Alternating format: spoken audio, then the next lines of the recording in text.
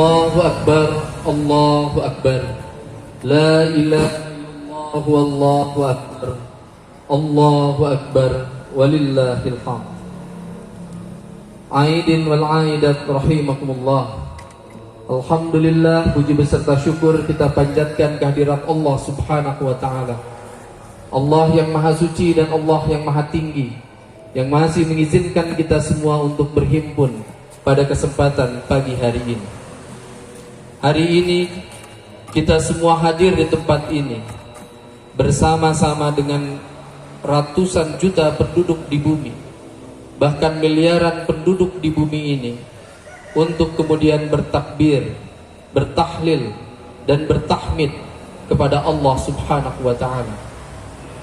Kita bertakbir karena kita sama-sama menyadari bahwa hanya Allah lah yang maha besar, hanya Allah lah yang maha kuasa, dan kita adalah makhluk-makhluk Allah yang teramat kecil dibandingkan dengan kekuasaan Allah Subhanahu wa ta'ala di semesta raya. Hari ini kita semua bertahlil kepada Allah Subhanahu wa ta'ala, mengokohkan komitmen kita bahwa hanya Allah Subhanahu wa ta'ala zat yang patut untuk senantiasa kita ibadahi di sepanjang hayat kita. Dan hari ini pun kita bertahmid kepada Allah Subhanahu wa ta'ala karena kita semua bersyukur dijadikan oleh Allah Subhanahu wa ta'ala sebagai makhluknya sekaligus sebagai hambanya, yang dihujamkan olehnya keimanan dan ketakwaan di dada-dada kita, sehingga meskipun jarak usia kita dengan Rasulullah sallallahu alaihi wasallam hampir 1500 tahun, dan jarak geografis kita dengan Islam dilahirkan lebih dari 8000 km, kita hari ini beribadah dengan ibadah yang sama sebagaimana yang telah dicontohkan oleh Rasulullah sallallahu alaihi wasallam kepada kita semua. Aidin wal aidat rahimakumullah. Hari kemarin kita semua baru menyelesaikan ibadah saum Ramadan kita, dan sejak kecil kita diajarkan oleh ayah dan ibu kita diajarkan oleh para ulama-ulama kita diajarkan oleh guru-guru kita bahwa saum yang kita laksanakan 29 atau 30 hari di bulan Ramadan tiada lain dan tiada bukan adalah riyadhah yang Allah hadirkan untuk kita semua, agar kemudian kita menjelma menjadi pribadi yang bertakwa. Di tanggal 1 Syawal tahun 1444 Hijriah ini, marilah kita melakukan semacam kontemplasi, mari kita melakukan semacam evaluasi.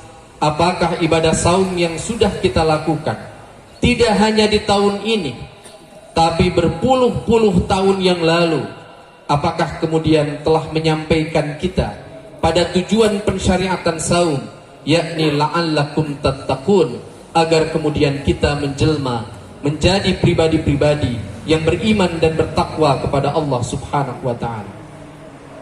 Agar kita lebih mudah untuk kemudian mengukur apakah kita sudah sampai pada tujuan pensyariatan saum itu, maka mari kita ukur dengan tolok ukur yang sudah Allah sampaikan di dalam Al-Quran. Pertama, kalau saum kita bisa laksanakan secara baik, lalu kemudian kita sampai pada tujuan pensyariatan ibadah saum, maka hal pertama yang akan kemudian tampil dari diri kita adalah kita tampil menjadi pribadi-pribadi yang dermawan di kala lapang maupun di kala sempit, sesuai dengan firman-Nya, alladzina yunfikuna fis-sarai wad-dharaa. Kalau kita kemarin melaksanakan ibadah saum selama 30 hari penuh, lalu kemudian kita menjelma menjadi pribadi yang bertakwa, maka semestinya di tanggal 1 Syawal ini kita lalu kemudian tumbuh menjadi pribadi yang dermawan di kala lapang maupun di kala sempit. Di dalam Islam kita diajarkan kedermawanan itu harus melewati jalur-jalur yang telah Allah dan Rasul-Nya ajarkan kepada kita. Kita bisa berzakat, kita bisa berinfak, kita bisa bersedekah, dan kita bisa berwakaf. Tahun ini Baznas Republik Indonesia memberikan semacam pengumuman kepada kita memberikan semacam hasil riset kepada kita bahwa di tahun 2023 jumlah zakat yang terkumpul kurang lebih hanya baru sampai 14 triliun rupiah dari 327 triliun yang semestinya bisa kita kumpulkan bersama.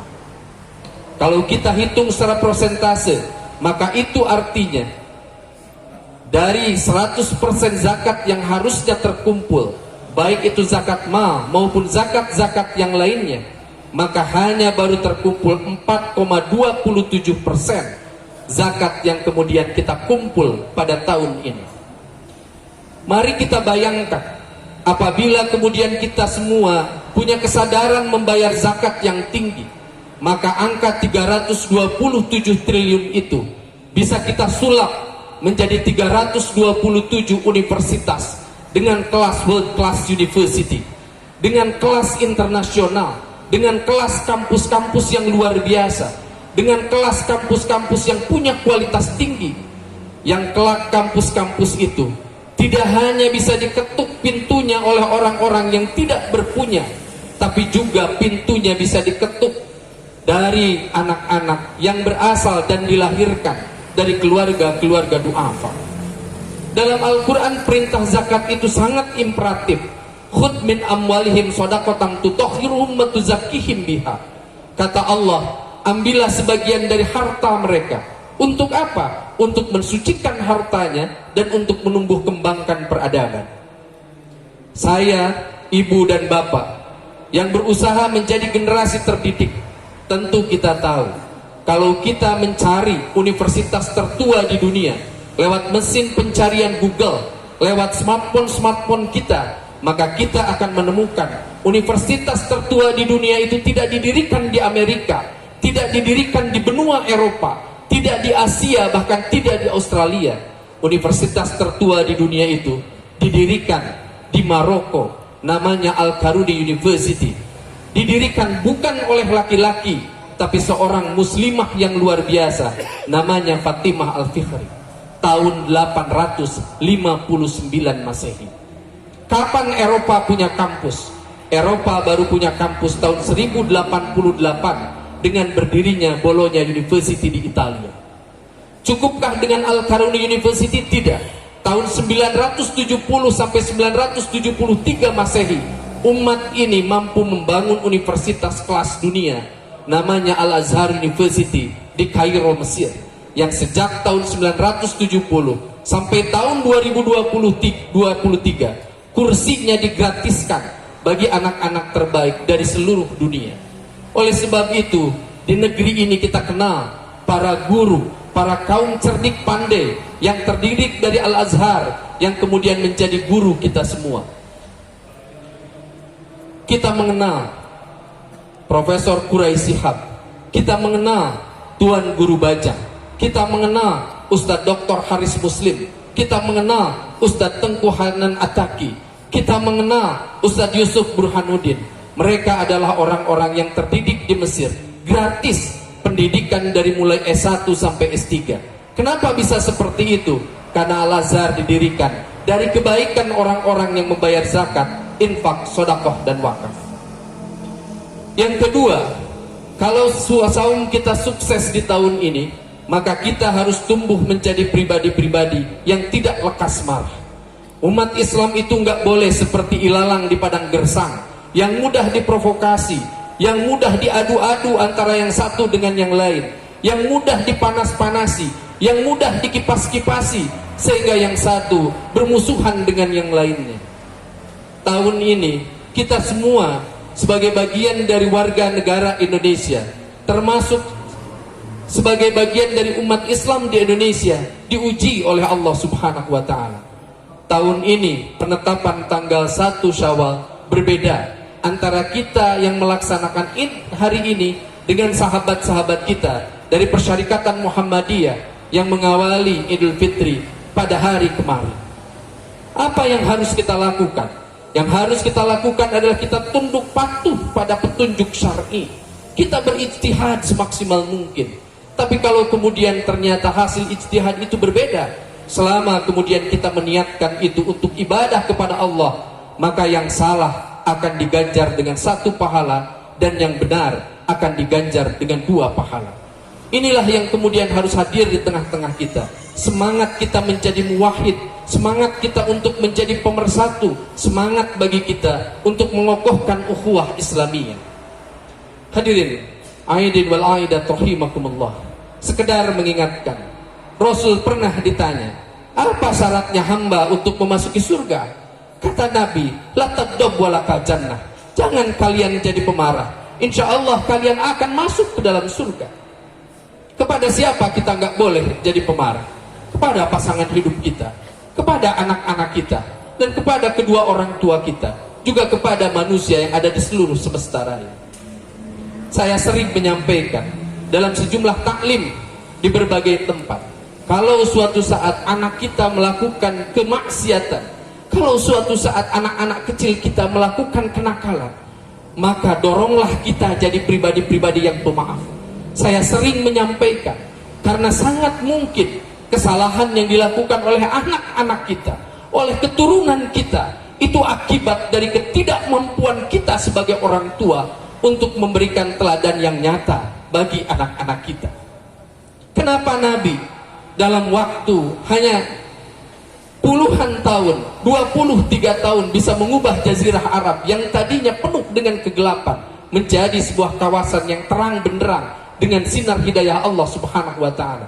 Alasannya satu, karena Nabi setiap ia akan melakukan sesuatu, ia terlebih dahulu memberikan contoh pada umatnya, pada keluarganya, pada anak-anaknya, dan pada keturunannya. Mari kita cek, ketika Nabi mengajarkan sholat pada kita, Nabi mengatakan, "Shollu kama ra'aitumuni usolli." Sholatlah kamu sebagaimana kamu melihat aku sholat. Jadi cara paling efektif kalau anak-anak kita ingin menegakkan sholat, maka katakan pada anak-anak kita, nah sholatlah sebagaimana bapak melakukan sholat. Nah saumlah sebagaimana bapak melakukan saum. Nah berzakatlah sebagaimana ayahmu melakukan zakat. Bahkan pada jihad yang paling tinggi, suatu saat mungkin kita akan mengatakan pada anak-anak kita, nah jihadlah fi sabilillah, korbankanlah nyawamu sebagaimana apa yang bapakmu akan lakukan, mengorbankan nyawanya untuk membela agama Allah ini. Ikhwatu iman yang saya muliakan, saya dorong diri saya, bapak-bapak dan ibu-ibu semua, sebagai orang tua, mari kita jadi teladan untuk memberikan teladan sebaik-baiknya teladan pada anak-anak kita, agar anak kita punya contoh, agar anak kita punya sosok yang patut untuk ditiru. Saya sering menyampaikan, sebagai orang tua, saya secara pribadi, kalau kemudian bertanya pada anak saya, apa cita-citamu nak ketika kamu sudah dewasa kelak? Jawaban yang paling saya idam-idamkan, bukan anak saya pengen jadi presiden, anak saya pengen jadi ulama, anak saya pengen jadi dokter, tapi yang paling saya idam-idamkan adalah ketika anak-anak saya berbisik dengan lirik, saya mau seperti bapak, karena bapak adalah teladan terbaik dalam kehidupan saya. Aidin wal aidat rahimakumullah. Jangan jadi pemarah. Jangan jadi pemarah. Beberapa saat yang lalu, salah satu anggota parlemen di salah satu negara di Skandinavia itu ada yang melakukan pelecehan pada Al-Quran. Al-Quran dibakar. Ketika Al-Quran dibakar, banyak umat Islam yang kemudian marah. Bahkan kemarahannya akhirnya melebihi batas-batas yang disyariatkan oleh agama, sehingga kemudian melontarkan ujaran-ujaran kebencian yang tidak terkontrol. Apa yang kemudian seharusnya harus jadi respons kita? Izinkan saya bertanya, apakah kemudian melecehkan Quran itu hanya dengan cara membakar Quran? Tidak. Quran itu yang terdiri atas 30 juz, 114 surat, 6236 ayat itu, Allah hadirkan di muka bumi ini untuk menjadi guidance, untuk menjadi petunjuk dalam kehidupan kita. Kalau kita merujuk pada ayat Quran, ada kalimat Syahrul Ramadan alladzi unzila fihil Quran hudan linnasi wa bainati minal huda wal furqan.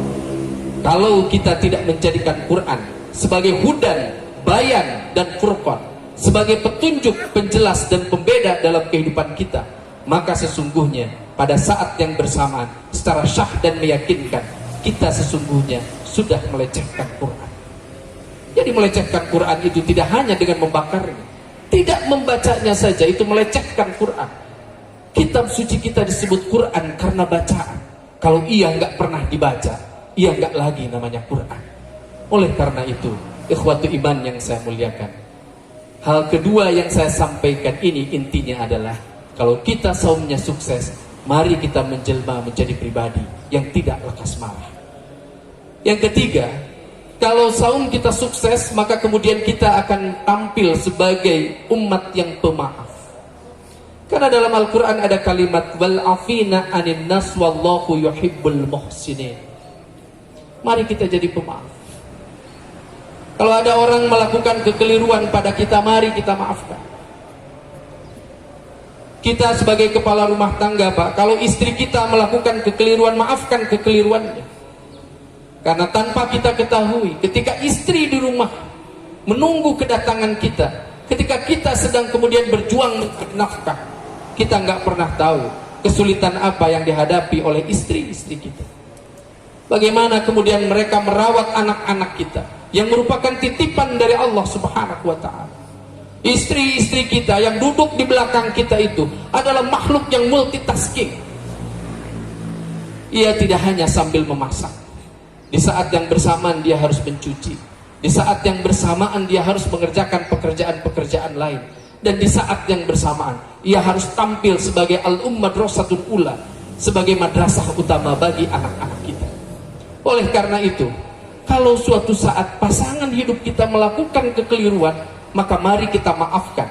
Sebagaimana pasangan hidup kita pun setiap hari memaklumi dan memaafkan kekeliruan-kekeliruan kita.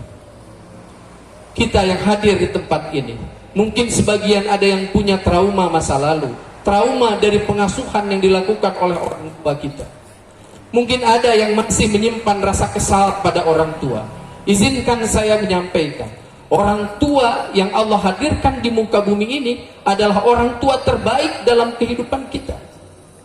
Kalau suatu saat ayah kita pernah membentak kita, maka yakini bentakannya itu adalah bentakan yang membuat kita posisi terhadap surga sehasta demi sehasta jauh lebih mendekati.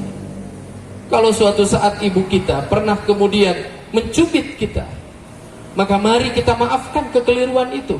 Karena mungkin dengan cubitan itulah kita lalu kemudian muncul menjadi pribadi-pribadi yang jauh lebih bertakwa kepada Allah Subhanahu wa ta'ala. Ayah dan ibu kita adalah ayah dan ibu terbaik yang Allah hadirkan di muka bumi ini. Dari ayah-ayah kita belajar tentang berani dan tanggung jawab, dan dari ibu-ibu kita semua belajar tentang makna kasih, makna welas asih, makna pemaafan, dan makna pemakluman. Oleh sebab itu, mintalah maaf kepada kedua orang tua kita ketika kita melakukan kekeliruan dan kesalahan. Ikhwatu iman yang saya muliakan, di kesempatan pagi hari ini pun izinkan saya menyampaikan salah satu keunikan dan kekhasan dari kebermusliman kita di Nusantara ini adalah hanya ada 3 negara yang menghidupkan tradisi mudik: Indonesia, Bangladesh, dan sebagian dari wilayah Malaysia. Ikhwatu iman datang ke daerah-daerah di Timur Tengah, kita nggak akan pernah menemukan tradisi mudik. Di negeri ini ada tradisi mudik, yakni tradisi yang dilakukan oleh kita semua. Ketika kita beres melaksanakan saum, kita berjumpa dengan orang tua kita, saudara-saudara kita di kampung halaman kita. Izinkan saya mengingatkan, kalau kita nanti pulang, maka yang paling penting adalah kita membangun tali silaturahmi yang kokoh dengan orang tua kita dan dengan saudara-saudara kita. Mari kita tampilkan akhlak yang paling mulia. Mari kita tampilkan pribadi yang jauh lebih bertakwa kepada Allah Subhanahu wa ta'ala. Beberapa saat yang lalu ada himbauan. Konon katanya kalau boleh masyarakat itu gak usahlah mudik dengan kendaraan bermotor atau kendaraan motor, kendaraan bermotor roda 2. Saya lalu kemudian menyampaikan, mereka yang kemudian rela berdingin-dinginan di jalan itu, melipat jarak ratusan kilometer itu, mereka tidak sedang menentang balap. Mereka juga gak mau celaka. Tapi kenapa mereka mampu melipat jarak dan melipat waktu sejauh itu? Karena ada cinta yang tumbuh kepada orang tua itu. Oleh sebab itu, kalau Anda, saya tinggal di pinggir-pinggir jalan semacam ini, lalu kemudian kita melihat ada orang-orang sedang beristirahat, maka sebaik mungkin, karena kita adalah pengikut Nabi yang punya ciri khas ruhama'u bainahum, maka mari kita cintai mereka, permudah kehidupan mereka. Kalau kita bisa bantu mereka, bantu mereka. Karena sekali lagi, tidak semua orang seberuntung orang-orang yang lain yang bisa lebih nyaman dalam melakukan perjalanan itu. Ikhwatu iman yang saya muliakan, semoga Allah subhanahu wa ta'ala merahmati kita semua. Dan semoga saum yang kita laksanakan beberapa saat yang lalu itu akan mengantarkan kita menjadi pribadi yang lebih beriman dan bertakwa kepada Allah subhanahu wa ta'ala.